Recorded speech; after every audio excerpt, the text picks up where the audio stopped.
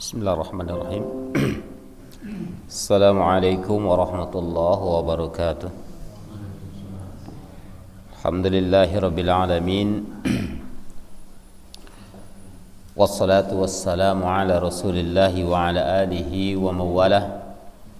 Wa asyhadu an la ilaha illallah wahdahu la syarika lah. Wa asyhadu anna Muhammadan abduhu wa rasuluh. Allahumma salli wa sallim wa barik ala Muhammad wa ala alihi wa sahbihi wa sallam tasliman katsira. Amma ba'du, ikhwani fid din wa akhwati fillah, rahimani wa rahimakumullah. Pada kesempatan ini kita akan lanjutkan kajian kita yang masih berkaitan dengan perkara bid'ah. Sebagaimana dalam sabda Rasulullah sallallahu alaihi wasallam, kullu muhdatsah bid'atun, kullu muhdatsatin bid'atun, wa kullu bid'atin dolalatun. Di dalam riwayat Imam Tirmizi disebutkan wa kullu dolalatin finnar. Setiap yang diada-adakan itu adalah perkara baru di dalam agama, dan setiap yang perkara baru dalam agama ini itu merupakan kesesatan. Di dalam riwayat Imam Tirmizi tadi disebutkan setiap kesesatan itu pasti berakhirnya di neraka. Barangkali kalimat ini satu hal yang mengejutkan kaum muslimin, ya, bahwasanya ketika dikatakan perkara bid'ah merupakan kesesatan dan yang sesat itu pastinya berakhir di neraka, maka tidak bisa diterima oleh sebahagian orang, ya. Ini disebabkan, ya, kurang dia memahami apa yang dimaksud oleh Rasulullah sallallahu alaihi wasallam.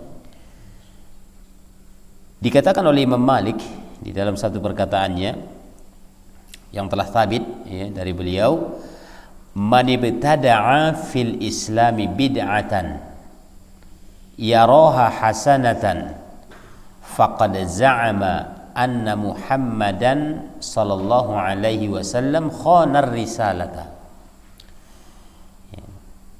Barang siapa yang melakukan perkara baru, ini man ibtada'a, ini barang siapa yang membuat perkara baru di dalam agama, berarti membuat-buat ibadah, ya.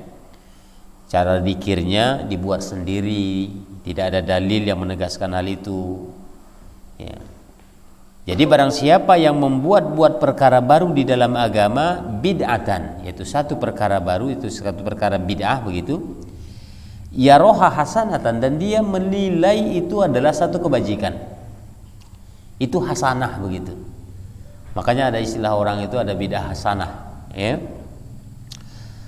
Apa yang terjadi di sini? Faqad za'ama anna Muhammadan khanar risalah. Nah, orang itu sudah menduga, sudah mengira bahwasanya Muhammad sallallahu alaihi wasallam berkhianat dengan risalah yang dibawanya. Ini secara tidak langsung, ya, baik qaulul secara lisan atau secara perbuatan, itu dia sudah menuduh, ya, secara tidak langsung bahwasanya Nabi Muhammad SAW itu berkhianat dengan risalah yang dibawanya. Padahal kita tahu bahwasanya Allah Subhanahu wa taala berfirman, al-yauma akmaltu lakum dinakum. Ya. Pada hari ini aku sempurnakan bagi kalian agama kalian, kata Nabi. Ya, ini beliau sampaikan firman Allah. Ini terjadi ketika Rasulullah sallallahu alaihi wasallam melaksanakan haji wada, ya, haji terakhir, haji perpisahan, yang mana Rasulullah SAW menyampaikan di padang Arafah, ya, hal balagtu sampai diulangi Nabi diulangi 3 kali. Kemudian para sahabat mengatakan, bala, benar ya Rasulullah, ya, kamu sudah sampaikan semuanya, mulai dari hal terkecil sampai hal terbesar. Maka Nabi sudah jelaskan semuanya kepada umat, ya. Fama lam yakun yauma idzin dinan, ini kata Imam Malik nih, fama lam yakun yauma idzin dinan fala yakunul yauma dinan. Ya.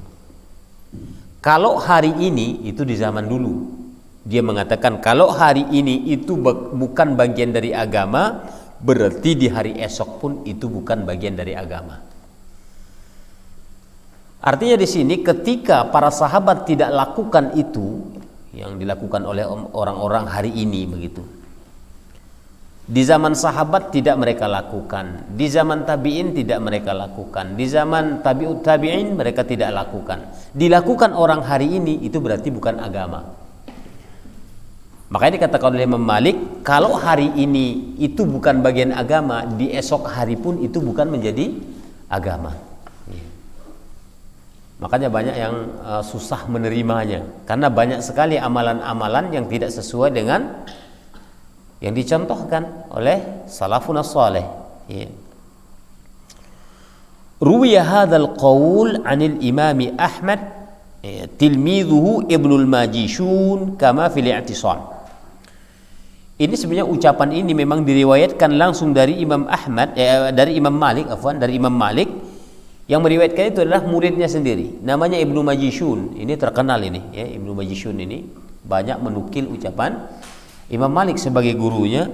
Ini disebutkan dalam kitab Al-I'tisam juz pertama halaman ke-49. Wa qala Abu Ishaq Asy-Syatibi, ya, Imam Asy-Syatibi ini yang menulis kitab Al-I'tisam, itu Imam Asy-Syatibi yang menulis. Beliau mengatakan, ya, beliau dari Andalusia Al-Maliki, dan beliau memang bermadhab Maliki, fil maudhi'is sabiq min al-i'tisam, ya, di judul yang terdahulu di dalam kitab Al-I'tisam, ya, berkaitan dengan bid'ah, ya. Fal mubtadi'u innama mahsulu qawlihi bilisani halihi au maqalihi, ya. Inna syari'ata lam tatimmu wa annahu baqiya minha asya'an yajibu au yustahabbu istidrakaha. Jadi kata beliau, ya, kata Imam Asy-Syatibi dalam kitab Al-I'tisam tersebut, ya, bahwasanya orang yang melakukan perbuatan bid'ah itu, ya, baik dengan ucapan lisannya atau ucapan perbuatannya begitu, ya, ini dengan tindakan gitu, ya, dia mengatakan bahwasanya syariat ini belum sempurna. Hakikatnya itu. Jadi ketika dia melakukan satu perkara bid'ah di dalam agamanya, ini bukan dalam duniawi, ya, dalam agama, hubungannya dengan agama. Agama itu ya seperti ibadah gitu, ya. Nah, jadi sesungguhnya syariat ini belum sempurna. Ini dari ucapan ataupun dari tindakannya menunjukkan ke sana begitu. Bahwasanya segala sesuatu yang berkaitan dengan agama ini wajib atau disunnahkan untuk membuatnya begitu. Seolah-olah itu yang terucap dari tindakan ataupun dari lisannya sendiri, ya. Kalau dari lisan barangkali jarang lah, ya. Tapi ada juga yang berani mengungkapkan bahwasanya setiap dilakukan ini kan kebaikan, ini sunnah Rasul. Ada yang berani mengatakan sunnah Rasul. Alasannya mana? Alasannya adalah, ini pernah kita bacakan hadisnya itu, ya. Apa alasan mereka? Alasan mereka itu adalah man sanna sunnatan hasanatan falahu ajruha wa ajru man amila biha min ghairi ayanqusa min ujurihim syai'. Barang siapa yang melakukan satu perbuatan baik, yang gini, ya, man sanna sunnatan hasanatan, kan begitu. Barang siapa yang membiasakan perbuatan baik, falahu ajruha, maka dia akan mendapatkan pahala, katanya. Wa ajru man amila biha, dan pahala orang yang mengamalkannya. Berarti kita mengajarkan kepada orang lain mengamalkan, kita dapat pahala juga, kira-kira begitu. Min ghairi ayanqusa min ujurihim syai', tanpa mengurangi pahala orang itu sedikit pun. Ini hadis ini sahih, tapi rupanya bukan membuat.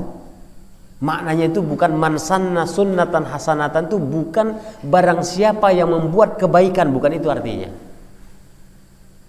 Artinya adalah, kata para ulama, man ahya sunnatan hasanatan. Siapa yang menghidupkan sunnah-sunnah yang baik, itu berarti kalau menghidupkan berarti sudah ada sebelumnya gitu ya.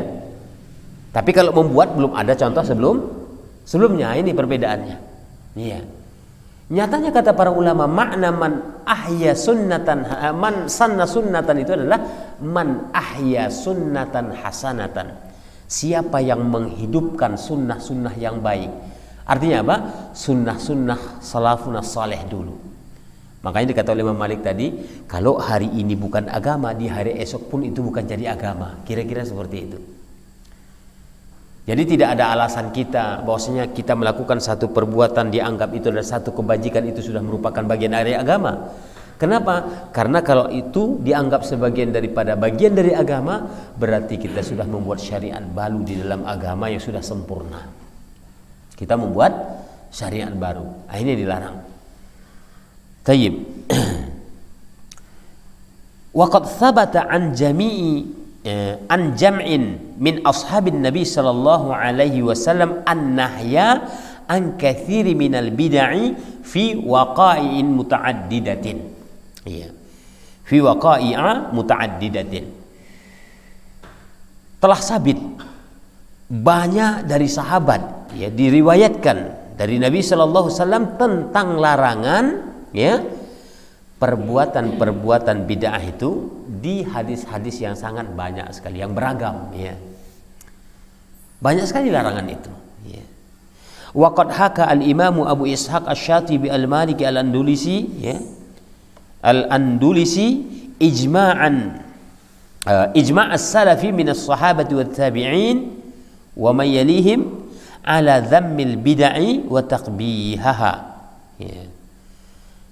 Diceritakan dari Imam Abu Ishaq ya, diceritakan oleh Imam Abu Ishaq Asy-Syatibi al-Maliki ya, dalam kitab Al-I'tisam yang kita sebutkan tadi di atas ya. Para ulama salaf dari kalangan sahabat dan tabi'in dan orang-orang setelah mereka yang mengikuti jejak mereka begitu, itu sepakat ya, ijma'us salaf. Mereka sepakat untuk mengatakan buruknya perbuatan bid'ah tersebut. Ya. Buruknya perbuatan bid'ah tersebut. Kenapa? Karena melakukan perbuatan bid'ah itu dikategorikan dia membuat syariat baru di dalam agama. Ya. Makanya beragama itu ya sederhana sebenarnya. Tidak perlu kita repot-repot menambah atau mengurangi. Karena menambah di dalam syariat itu sama dengan membuat perkara baru, atau mengurangi syariat itu sendiri itu juga sama dengan melakukan perkara baru di dalam agama kita. Tayyib. Wa hadza ijma'un sahihun ghairu makhrumin ya.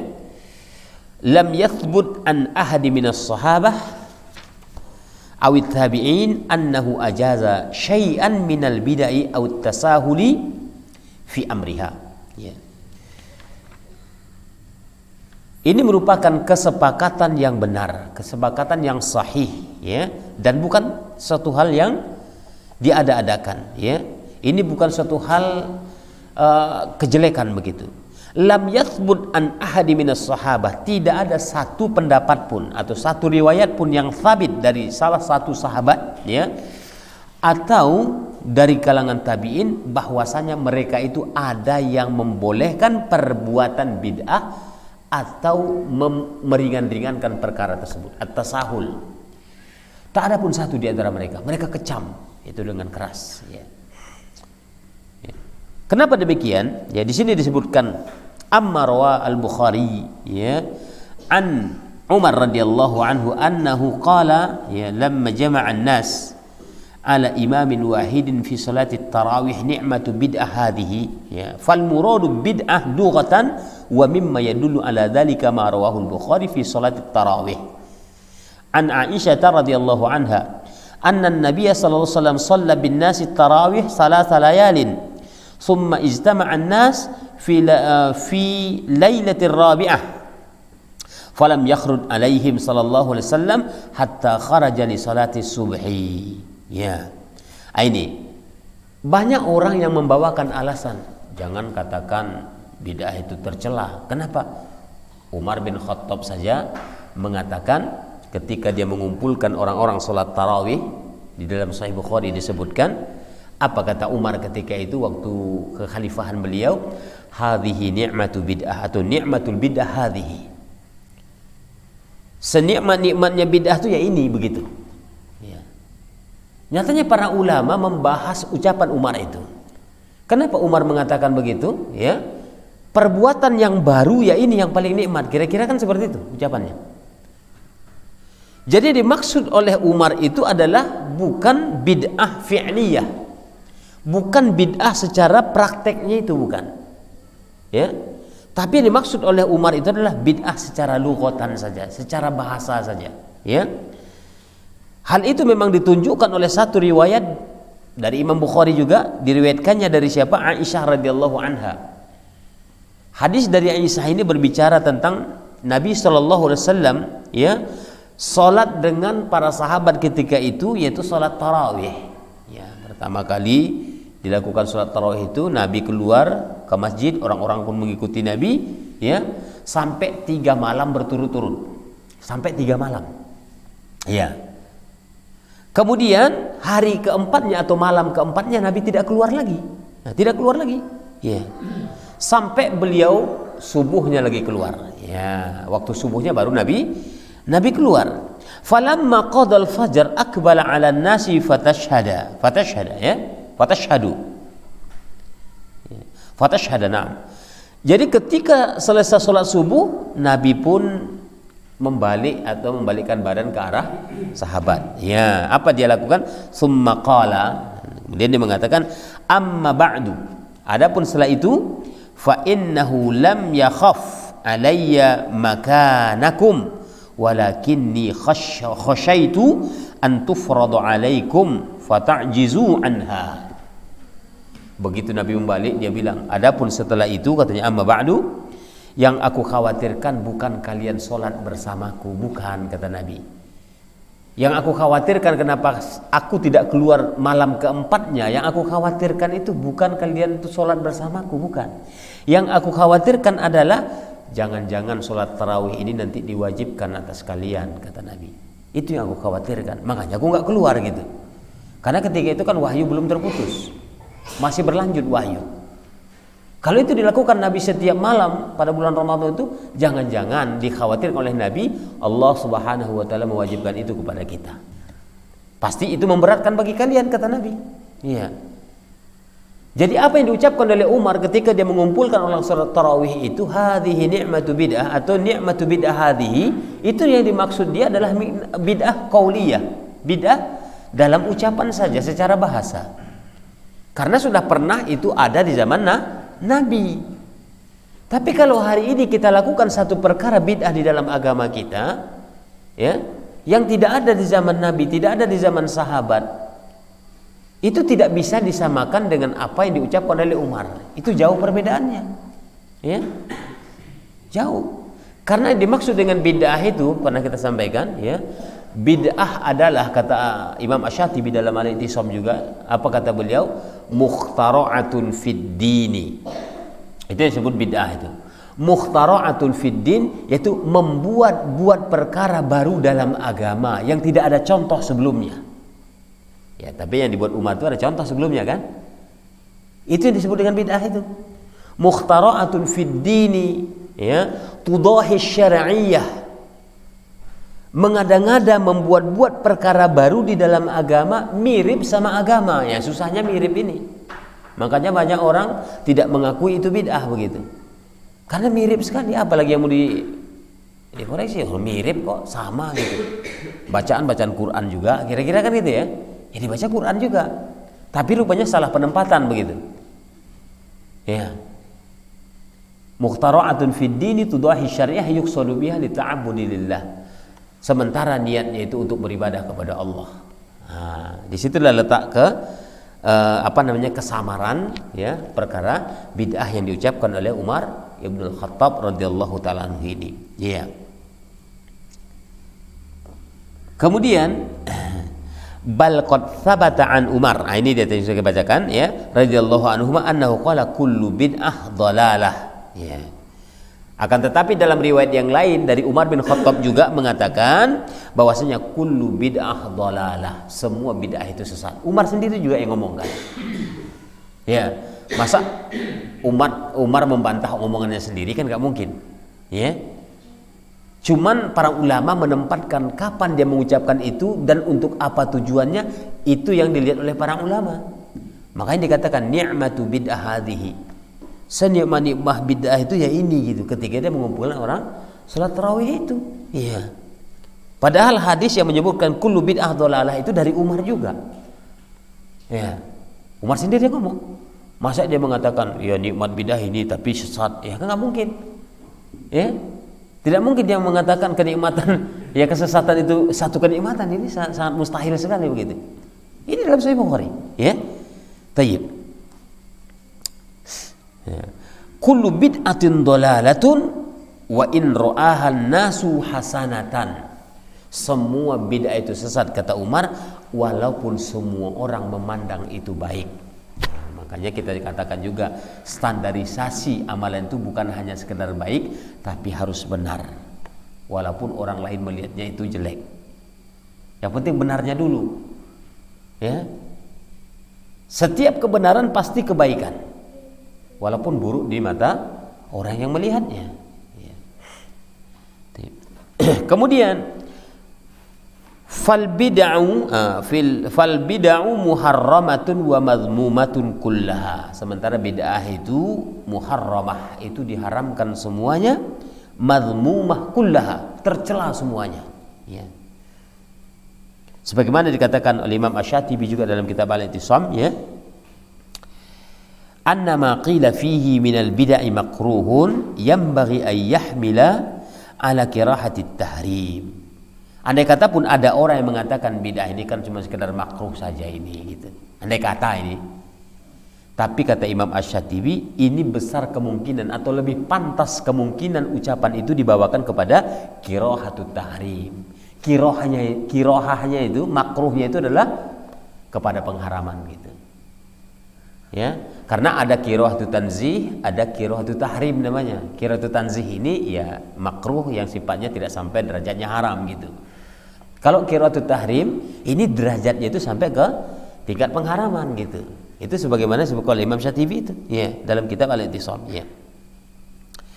Karena kembali kepada keumuman sabda Rasulullah sallallahu alaihi wasallam kullu bid'atin dhalalatun. Nah, kembali ke situ begitu. Makanya yang paling tepat andai kata ada orang mengatakan oh ini kan sekedar makruh saja misalnya. Makruhnya itu lebih pantas kita bawakan kepada kirahatut tahrim itu tadi. Makruhnya itu menjurusnya kepada sesuatu yang diharamkan. Tayyib. Wa khatruha kabirun sawa'un minha ma huwa syirkun wa kufrun am ma lam yasil minha ila darajati syirki wal kufri. Ya. Bahayanya perbuatan yang mengada-ngada dalam agama ini sangat besar sekali, ya. Ya, sawaun minha, ya kemungkinan sama saja di antaranya itu ada kesyirikan atau ada kekufuran, atau barangkali memang derajatnya belum sampai ke tingkat syirik dan kufur begitu. Kalau sudah sampai derajatnya syirik dan kufur, ini sangat berbahaya sekali, ya.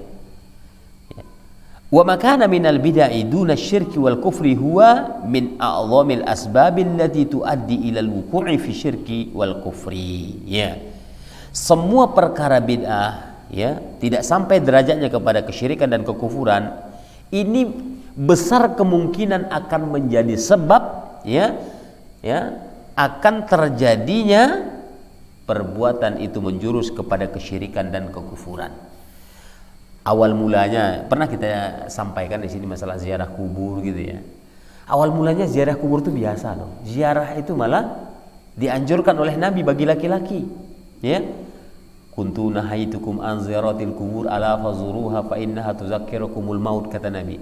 Dulu aku pernah melarang untuk ziarah kubur, tapi sekarang silakan ziarah kalian karena itu bisa mengingatkan kepada kematian. Kan anjuran itu. Tapi sesuatu yang dianjurkan ini rupanya dilakukan sesuatu yang tidak ada contohnya di dalam ziarah itu.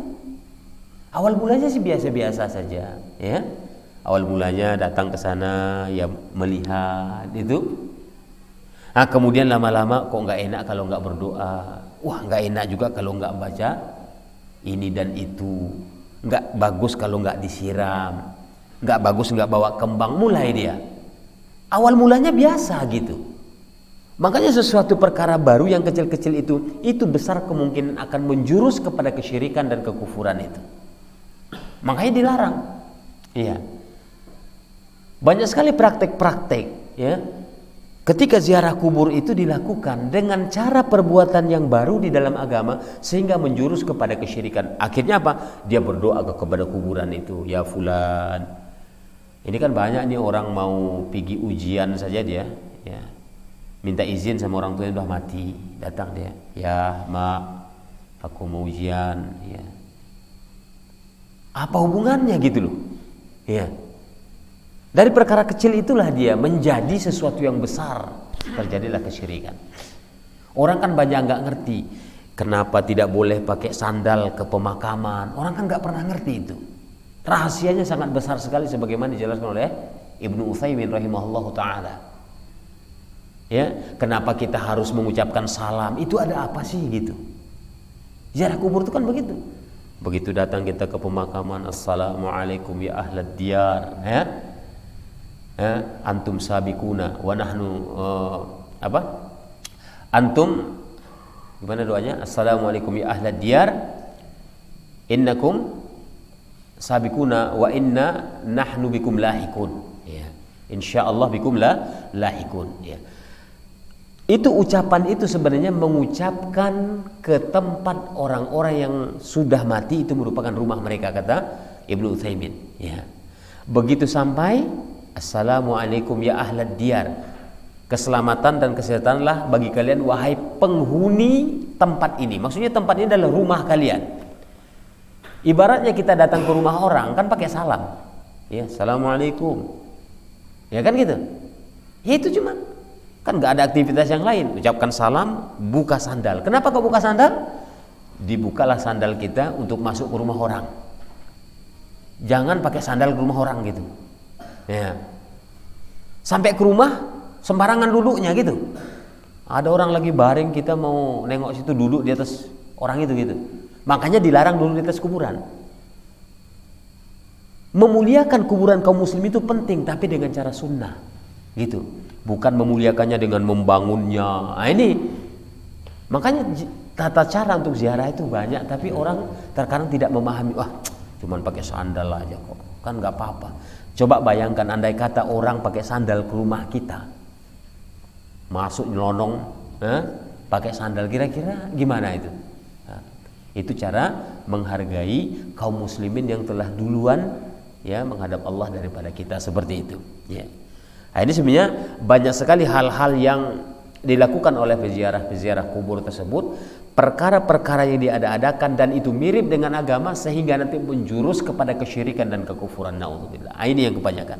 Makanya perbuatan atau bid'ah itu dilarang dalam agama karena akan membawa pelakunya itu kepada perbuatan syirik dan bid'ah itu sendiri. Wa idza fatahal muslim li nafsihi babal ibtida' fid din aw istahsana syai'an minal bid'ah falan yakif fi ghalibil ahwal huwa aw man yuqallidahu inda haddin hatta yaqa'a fi syirkil akbar awil kufur akbar. Apabila seorang muslim itu sudah membuka dirinya, ya, dalam melakukan atau membuka diri untuk melakukan perkara-perkara bid'ah di dalam agama, ya, membuka diri maksudnya itu melakukan, ya, atau barangkali menganggap segala sesuatu itu baik, ya, ini kan baik, ini kan baik, ya. Dan dia tidak berhenti dari itu, ya, itu biasanya kata fil ghalib al ahwal fi qabil ahwal huwa au may yuqallidahu min haddin hatta yaqa'a fi syirkil akbar au al kufur akbar. Ini biasanya kalau dia tidak berhenti, kebiasaannya orang-orang seperti ini atau orang yang mengikuti dia ini sampai nanti melakukan apa namanya syirik besar atau kufur besar. Biasanya seperti itu. Ya awal mulanya kan orang-orang kan nggak ada istilahnya zikir-zikir di kuburan tuh nggak ada. Ya nggak ada baca apa-apa, orang ziarah ya tafakur, memperhatikan gitu. Tapi karena memang dimulai, ada yang memulai, sudah. Yang memulainya siapa? Biasanya para kiai juga yang memulai itu, ya. Para kiai, para habaib itu yang memulai. Ini yang anehnya begitu. Dia orang yang dianggap tahu agama, tapi memulai melakukan perkara baru di dalam agama. Disampaikan pula sama dia, Rasulullah SAW memerintahkan kita agar mentalkinkan mayat-mayat kita ini, katanya. Mulailah talkin dari situ. Gelar tikar, duduk dia di situ, diajari mayatnya. Naudzubillah. Dari sinilah awal mulanya terjadinya kesyirikan itu di pemakaman-pemakaman. Itu perkara kecil sebenarnya awalnya. Ya. Orang menabur bunga, tujuannya apa? Tujuannya katanya ya selama kembang ini belum layu, ya dengan harapan bisa meringankan. Seperti Nabi menancapkan pelepah kurma, itu Nabi, itu mukjizatnya Nabi, tidak bisa kita tiru. Kita ambil pun pelepah kurma dari Arab sana, kita pancangkan di sini tidak akan berlaku. Karena tidak ada dalilnya. Ya, tidak ada dalilnya. Oh, barangkali pelepah sawit sama lah, pelepah sawit dibelah, toh pancangkan, ini nggak ada hubungannya gitu, ya. Tidak akan bisa mendinginkan. Apa yang bisa mendinginkan itu? Ya, kalau dia orang tua kita, ya beristighfarlah sebanyak mungkin, semoga diringankan siksanya di alam kubur. Memohon ampunkan untuknya. Dari mana itu? Ya mungkin dari rumah kita, dari masjid, ya kan begitu. Setelah sholat sunnah gitu, itu yang ada. Bukan datang kita ke kuburan sana dilakukan ritual-ritual yang tidak ada tuntunannya. Inilah perkara-perkara baru dalam agama tadi. Bahkan orang menganggap bahwa itu bagian dari agama. Susahnya kan di situ. Kalau sudah dianggap itu bagian dari agama, ini alamat binasa. Ya, alamat binasa kenapa? Nanti orang-orang yang mengikutinya pasti akan terus berlanjut generasi ke generasi. Makanya susah kita sekarang untuk menjelaskan kepada umat. Kenapa? Karena generasinya sudah mendarah daging hal-hal yang aneh tersebut. Ya. Makanya kalau kajian di situ susah itu. Kenapa kajiannya dikit-dikit bidah, dikit-dikit bah, semuanya salah katanya. Iya sebenarnya kita ingin meluruskan. Ya. Karena agama itu tidak berat. Agama itu ringan. Bayangkan ya, ini masalah kematian ini. Ini kan banyak kesalahan nih. Itu ada di beberapa wilayah, mungkin di daerah Tapanuli barangkali ya. Itu begitu meninggal saja, kalau dia bukan orang kaya, baru meninggal sudah terutang 20 juta. Baru meninggal terutang 20 juta. Biasanya orang meninggal yang ada utangnya gitu ya. Ini baru meninggal nambah utang 20 juta. Itu ada yang cerita itu. Loh kok bisa begitu? Iya, karena dia memang ada kematian, dia harus beli sapi untuk motong sapi, memberi makan orang sekampung. Bayangkan beri makan orang sekampung. Ya jelas terutang 20 juta. Ya. Padahal bagaimana Rasulullah SAW menyontohkan ketika ada kematiannya. Ada seperti keluarga Ja'far meninggal dunia. Keluarga Ja'far sedang berduka, silakan beri makan dia, kan begitu. Ini tidak. Masyarakat menikmati. Ya. Apa namanya? Pemberian keluarga si mayit. Alasannya apa? Ya bersedekah biar mengalir ke si mayit. Kan begitu ceritanya. Alasannya karena sedekah, tapi mensyadiri. Agama tidak mengajarkan hal itu gitu. Ya. Makanya perkara-perkara ini banyak sekali yang tidak diketahui oleh kaum muslimin, sehingga kaum muslimin itu ya, generasi ke generasi berganti terus. Itulah apa namanya yang diyakini. Makanya butuh kita belajar agama itu dengan benar ya, sesuai dengan sumbernya yang asli dari para sahabat sana. Ya, bukan dari apa namanya hasil rekayasa dan perasaan. Ya, karena kan kalau kita ngukur agama ini kan dengan logika atau dengan perasaan. Kalau nggak gini ya gimana perasaan kita nanti, gimana kata orang, kan begitu ya. Kalau kata Allah nanti begini, dia nggak peduli gitu ya.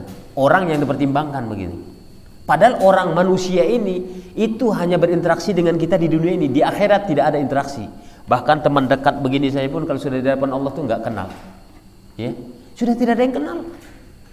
nafsi-nafsi masing-masing kita nanti di hadapan Allah Subhanahu wa taala. Ya. Di dunia bisalah kita segan, ini sungkan, ini gimana kata orang nanti kalau kita tidak buat ini, tidak lakukan seperti ini. Apa kata orang? Ya. Disinilah sekarang satu kelemahan sebenarnya bagi kita, ya. Bahwasanya ketika perkara-perkara baru dalam agama itu tumbuh kembang di tengah-tengah kita, ya sulit ya untuk kita mengubahnya. Karena apa? Karena terkadang segala sesuatu yang kita ukur dengan perasaan, ya.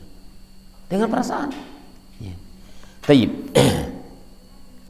Al bid'u katsiratun.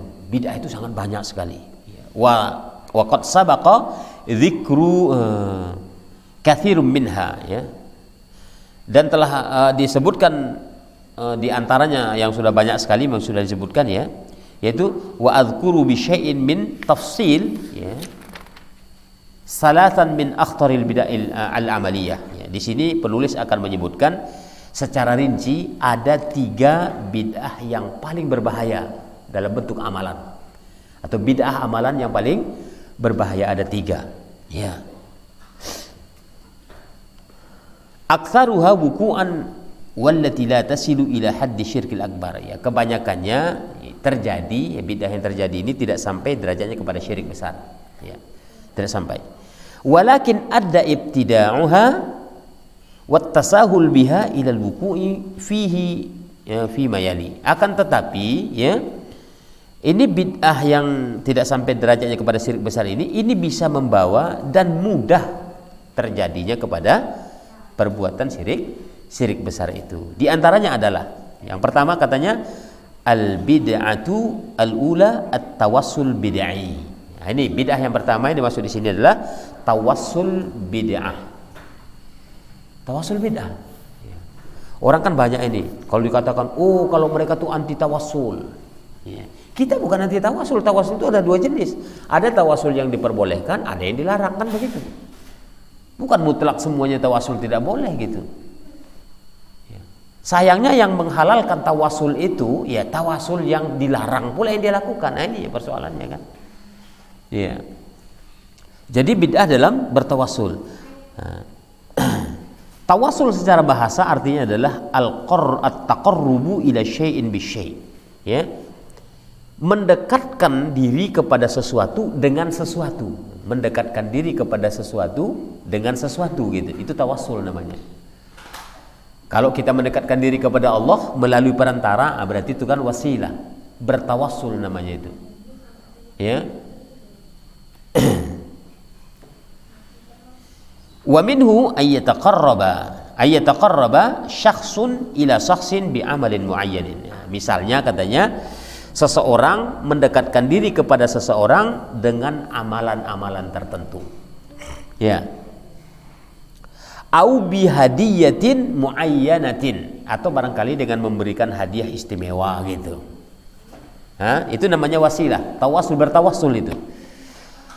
Au bi qarabatin au ghairiha liyahsula lahu ma yuridu minhu, atau barangkali mendekatkan diri dengan cara-cara yang lain agar sampai apa yang dia maksudkan, agar dia mendapatkan apa yang dia niatkan itu. Misalnya kalau kita mendekatkan diri kepada Allah, pastinya kita harus bertawassul. Mendekatkan diri itu kepada Allah, kita harus bertawassul. Tapi tawassul yang diperbolehkan, gitu, ya. Tayyib. Nanti insyaallah akan disampaikan itu nanti, tawassul yang diperbolehkan itu, ya. Kemudian tawassul secara istilah dalam syariat, ya, lahu ta'rifani, dia memiliki 2 pengertian, ya. Ta'riful am, yang pertama adalah pengertian secara umum, ya, pengertian secara umum, huwa at-taqarrubu ila Allah ta'ala bi fi'lin ma'muratin wa tarkil muharramat, ya. Ya. Definisi secara umum, ta'rif secara umumnya adalah mendekatkan diri kepada Allah dengan melakukan semua yang diperintahkan dan meninggalkan semua yang dilarang. Itu secara istilah, tawassul secara istilah. Yang kedua adalah ta'rif khas. Ya, ini definisi khususnya, ya. Bibabid doa. Ini babnya berkaitan dengan doa. Ya. wa huwa ayyadhkura ad-da'i fi du'aihi ma yarju ayyakuna sababan fi qabuli du'aihi. Ya. Seseorang menyebutkan satu kalimat di dalam doanya dengan harapan, ya, dengan ucapan itu merupakan sebab diterimanya doanya itu, doa tersebut begitu. Dengan harapan doanya itu diterima Allah dengan perantara ucapan itu. Ya. Ini lebih khusus lagi, ya. Ya. Au ayatluba min abdin salihin ayyad'u lahu, atau barangkali dengan perantaraan meminta orang soleh agar mendoakan dirinya. Nah, ini berarti ini maksudnya ini adalah tawasul yang diperbolehkan. Makanya ketika orang berdoa itu, ya, dengan apa kita bertawasul? Dengan asma Allah Subhanahu wa taala. Ya Rahman, Ya Rahim, misalnya Ya Razzaq. Kalau masalah rezeki kita minta Ya Razzaq. Kalau masalah kesehatan Ya Syafi. Dengan perantaraan asma Allah. Atau barangkali ada orang soleh, ya, ya Ustadz misalnya, ya, tolong doakan saya, itu boleh, ya. Tapi dengan catatan orang itu ada di hadapan kita. Atau bisa berhubungan komunikasi, jangan dalam hal yang gaib, ya. Di mana syekhnya? Oh, syekhnya itu biasa di Mekah, lagi sholat Jumat di sana. Dia Jumatan sholatnya di sana gitu. Saya minta sama dia ini. Sebentar saya diam. Itu nggak boleh. Walaupun dia masih hidup, ya. Makanya kata para ulama, bolehnya kita meminta kepada orang soleh itu, ya, fi waqtil hadir, ketika ada orangnya gitu, ya. Atau bisa komunikasi. Kalau sekarang kan sudah ada alat komunikasi, mungkin bisa lah di telepon, ya, bisa. Atau video call, nampak dia, Syekh, waduh sudah di sana Syekh, tolong dulu doakan saya Syekh. Nggak apa-apa, ya, doakan biar saya menjadi lebih baik, ya. Nah, saya dikumpulkan dengan orang-orang soleh gitu, tolong doakan kami. Nah, itu nggak apa-apa. Itu namanya tawasul yang diperbolehkan. Nah, ini adalah ta'rif secara khusus, ya, definisi yang lebih khusus lagi, ya. Sudah masuk waktu azan? 1 menit lagi. Sepertinya kalau kita bahas itu sudah tidak nyampe, ya. Karena pembahasan tawasul ini masih akan berlanjut insyaallah di sesi berikutnya saja, ya. Sebelum ya. Baik, kita akhiri saja ya sementara, karena waktu Isya sudah masuk. Naktafi bihadzal qadar, naktafi bilhamdalillah, subhanakallahumma wa bihamdika asyhadu an la ilaha illa anta astaghfiruka wa atubu ilaik. Wa lakum minkum wassalamu alaikum warahmatullahi wabarakatuh.